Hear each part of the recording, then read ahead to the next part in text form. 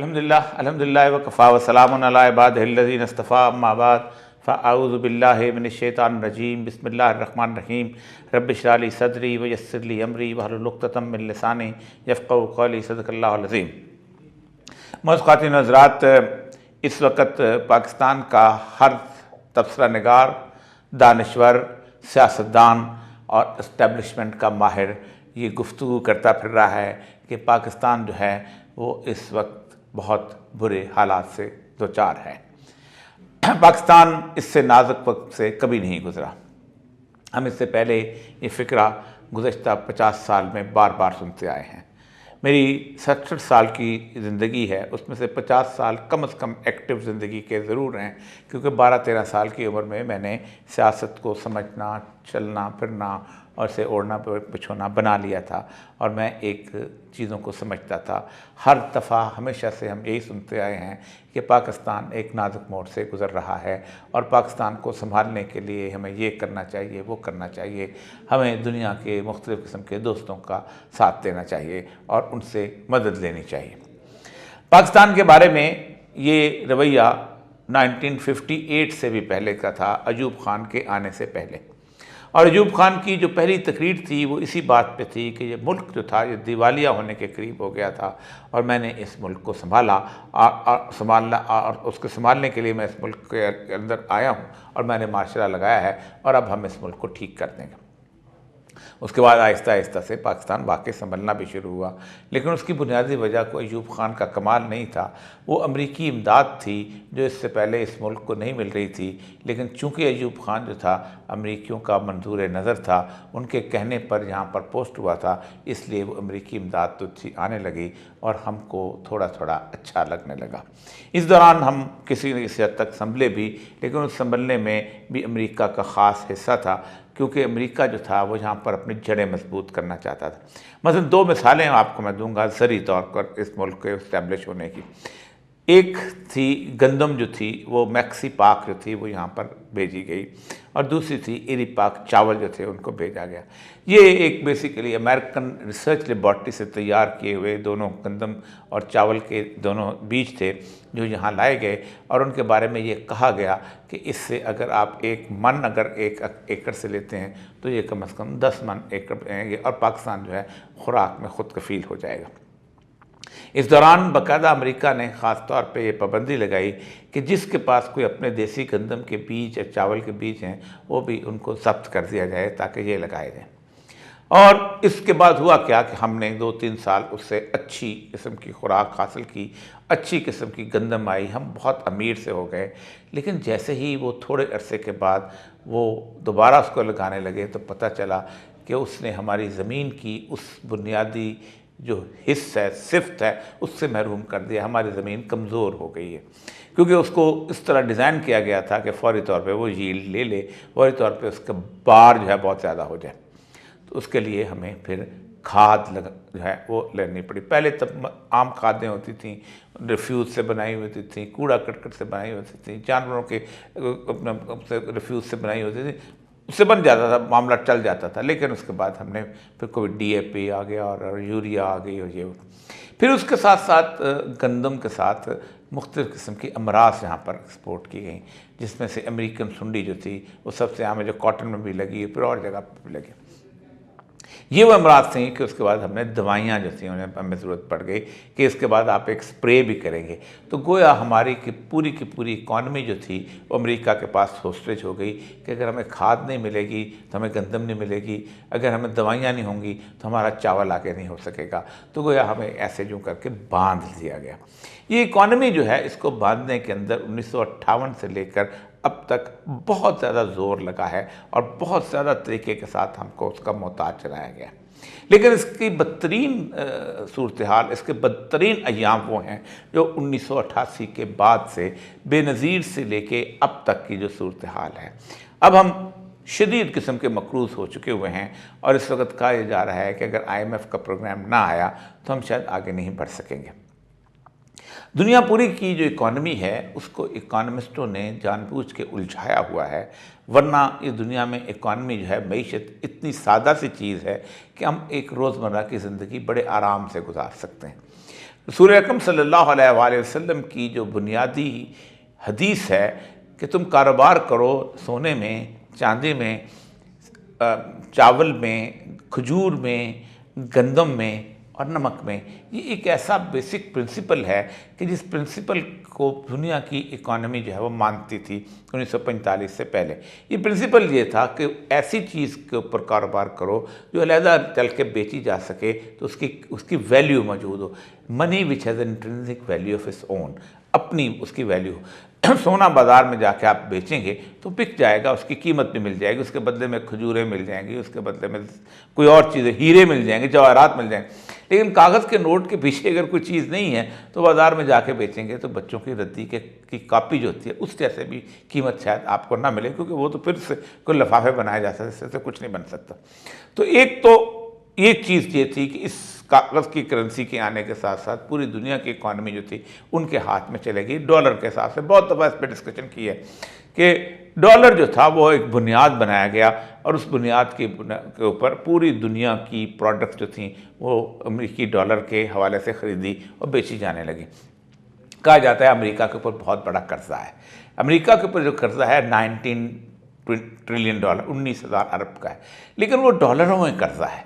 वो जब चाहे कर्जा अपना उतारने के लिए डॉलर छापेगा और कर्जा उतार देगा। लेकिन मैंने अगर डॉलर ख़रीदने हैं तो मैं अपनी गंदम बेचूंगा तो फिर कुछ डॉलर हाथ आएंगे, मैं अपना चावल बेचूंगा तो कुछ चीज़ डॉलर हाथ आएंगे, मैं अपनी कपास बेचूंगा तो कुछ डॉलर हाथ आएंगे, और फिर जाके मैं कोई मशीनरी खरीद सकूंगा, फिर जाके मैं पेट्रोल ले सकूंगा। तो इस तरह पूरी दुनिया को उलझाया हुआ था। तो एक तो ये चीज़ थी। दूसरी इसके साथ एक और अहम चीज़ वाबस्ता हो गई थी कि जो सोना और चांदी के सिक्के हैं वो अगर मेरे सोने का सिक्का है तो वो फ्रांस का भी वही है। मेरा सिक्का फ्रांस में चल सकता था, फ्रांस का सिक्का अमेरिका में चल सकता था, अमेरिका का सिक्का ऑस्ट्रेलिया में चल सकता था। लेकिन ये जो बीच में आ गया ना कि मेरे पैसे की कितनी वैल्यू है, जो एक्सचेंज रेट, तो इकॉनमी के सब्जेक्ट के अंदर एक तो ये था कि वो स्टैंडर्ड जब वो बना तो उस वक़्त ये पता चला कि नहीं, इस कागज़ की जो वैल्यू क्या है, तो उस वैल्यू को डिटरमिन करने के लिए उन्होंने बैंक ऑफ इंटरनेशनल सेटलमेंट की वजह से हमारे पैसे को ऊपर से चेक करके जब चाहा जैसा किया। जैसे नाइजीरिया है दुनिया का इस वक्त, शायद दुनिया के 2-3 बड़े ममालिक हैं जिनके पास इतना तेल हो लेकिन उसकी करेंसी वीक है। आइसलैंड में घास नहीं उगती, उसकी करेंसी जो है वो स्ट्रॉन्ग है। तो इस तरह एक तो हमारे ऊपर इकॉनमी की इस तरह मसलत किया गया। दूसरी चीज़ ये थी कि अगर यही सोना और चांदी शुरू हो जाए तो इन्फ्लेशन की सूरत हाल ख़त्म हो जाती है। स्टेट बैंक जो है रोज़ सिक्के नोट छाप के ये जो बढ़ा देता है। फॉर एग्जाम्पल मेरे पास 100 रुपये का नोट है और इस वक्त पाकिस्तान के अंदर 3 अरब के 100 के नोट हैं, तो अचानक को 50 लाख के और नोट छाप देता है तो 100 रुपये की वाले की कीमत जो है वो 90 रह जाएगी। ज़ाहिर बात है इतने नोट मैदान में आ जाएंगे तो यही सूरत हाल होगी। जैसे एक दुकान है, उस दुकान के अंदर 4 लाख रुपए का सौदा मौजूद है, लेकिन बाज़ार में 8 लाख के नोट आ गए हैं, तो ज़ाहिर बात है कि सौदा तो उतना ही रहेगा लेकिन वो अब 8 लाख रुपये में आएगा। ये है हमारी बुनियादी सूरत हाल। अब यहाँ पर आज जो सूरत हाल बनी हुई है उसके बारे में जो रुलाया जा रहा है, पाकिस्तान की इकॉनमी जो है उसके बारे में एक बात याद रखिए कि इसको कुदरत ने कुछ ऐसी चीज़ों से सरफराजा है, नवाजा है कि पाकिस्तान की इकॉनमी जो है उसको तबाह करना चाहें भी तो नहीं कर सकते। पाकिस्तान की इकॉनमी की सूरत हाल ये है कि पाकिस्तान की इकॉनमी के अंदर अक्सरियत जो है उसको बैंक की शक्ल नज़र नहीं आती। तकरीबन 2.5-3 करोड़ के करीब, अभी 3.25 करोड़ हो गए होंगे ये लोग हैं जो बैंक में जाते हैं, और बाकी तमाम जितने भी लोग हैं को 20 करोड़ के करीब जो लोग हैं ये लोग बैंक की शक्ल नहीं देखते। ये वो लोग हैं कि जो गांव के अंदर सस्टेनेबल इकॉनमी के साथ चलते हैं, जो कि अब जिनको गंदम, चावल, खाना, दाल, सब्जियाँ, मोची के जूते, जुलाहे से कपड़े, ये सब कुछ वहीं से मिल जाते हैं। हकीम की दवाइयाँ तक मिल जाती हैं। हकीम को भी वो साल के साल गंदम वो दे देते हैं, वो दवाइयाँ उनको बना के देता रहता है। उनको ज़्यादा से ज़्यादा नमक ख़रीदना पड़ता है या किसी तौर पर अगर वो मिट्टी का तेल अगर उन्हें उसमें जलाना है। थोड़ी थोड़ी अर्बन लाइफ हमारी आई है तो उसके अंदर हम और चीज़ों के मोहताज हुए हैं। उसके बावजूद भी हमारी इकॉनमी अभी तक उसी सतह पे है और ये किसी माशरे को मुस्तहकम करने के लिए सबसे अहम तरीन चीज़ होती है। हमें कर्ज़ों में जो जकड़ा गया है वो बेसिकली उस एलीट ने जकड़ा है, इतनी बड़ी एलीट ने, और उस एलीट ने इसको तबाह बर्बाद करके रखा है। एक शख्स है जॉन पर्किंस, उसकी किताब है confessions of an economic hitman. उस शख्स ने कहा था हम जिस किसी मुल्क को तबाह करना चाहते हैं तो हम मुल्क के अंदर इंफ्रास्ट्रक्चर कर्ज़ों को लेके जाते हैं कि तुम बड़े बड़े पुल बना लो, ज़बरदस्त किस्म के मोटरवे बना लो, शानदार किस्म के एयरपोर्ट बना लो, बेहतरीन किस्म के रेलवे स्टेशन बना लो, मोनूमेंट्स बना लो, और उनकी माशरत के अंदर कोई फ़ायदा नहीं होता। हम उनको तालीम के लिए कर्जा नहीं देते, हम उनको साइंस एंड टेक्नोलॉजी के लिए कर्जा नहीं देते, हम उनको हेल्थ के लिए कर्जा नहीं देते, हम उनको किसी और ऐसे मामले के लिए कर्जा नहीं देते जिससे उनकी इकॉनमी बन सके, हम उनको इंडस्ट्री के लिए कर्जा नहीं देते, हम उनको एग्रीकल्चर के लिए कर्जा नहीं देते, हम उनको कहते हैं मोटरवे बनाओ। अब पाकिस्तान में जो पहला मोटरवे बना था 1996 में 7 में जो इफ्तिताह हुआ था, तो उसके 96-7 के सही याद नहीं मुझे, तो उसके एक तरफ भी 1-1.5 करोड़ भूखे नंगे अफलासुदा लोग हैं, दूसरी तरफ भी 1 करोड़ भूखे नंगे अफलासुदा लोग हैं, यानी जिनके पास ना बिजली है, ना पानी है, ना खाने को कोई चीज़ है। जौहर में एक ही जौहर है जिसमें लोग पानी भी पी रहे हैं और जानवर भी साथ उसके साथ पानी पी रहे होते हैं, और हम 5-10 हज़ार गाड़ियाँ उसमें से गुजरती हैं और देखती हैं कि ये देखो, बेटे को दिखाते हैं हमारे दादा दादा ऐसा रहा करते थे। 1000 साल पुरानी तहजीब नज़र आती है। यही मुल्तान के मोटरवे पे चले जाएँ तो आपको नज़र आएगा। इसका मतलब ये है कि आपने बिल्कुल वो किया है जैसे अफ्रीका के अंदर जानवरों की एक बहुत बड़ी सफारी होती है और उसके अंदर से गाड़ियाँ गुजर रही होती हैं, लाइन बिछाई होती है, आप देखते हैं एक शेर है, जिराफ है, हाथी है, ये है। हमने भी यही किया हुआ है। हमने एक बहुत बड़ी ह्यूमन सफारी बनाई हुई है। अब कहते हैं वो देखो, वो अब तो देखो सिंधी आ गया, सिंधी इस तरह की पगड़ी पहनता है, वो देखो बलोच आ गया, बलोच इस तरह की शलवार पहनता है, वो देखो पंजाबी आ गया, वो धोती पहनता है, वो देखो गाय है, वो देखो उसके साथ साथ देखो बैल ख्याल चला रहा है। ये हमने मजाक उड़ाया, लेकिन हमने इसका कर्जा जो है लोगों पर चढ़ा दिया। आप खुद सोचें कि इस मुल्तान मोटरवे जिसके ऊपर अभी तक जो उसके वो नहीं बने, अपना जो पॉइंट्स होते हैं जहाँ से हम खाना वाना खाते हैं, रेस्ट एरियाज बने, वो भी अभी तक उस पर इस तरह की सूरत हाल है कि लोग जो हैं उस पर रुकते नहीं हैं, जो दुकानें हैं वो नहीं चलती। उसको लेके हमने बिल्कुल वही काम किया कि आपके घर में बीमार थे लेकिन आपने एक मर्सिडीज़ गाड़ी जो है वो किस्तों पे हासिल कर ली। हमने कर्जा चढ़ा लिया, इस कौम के ऊपर कर्जा चढ़ा लिया।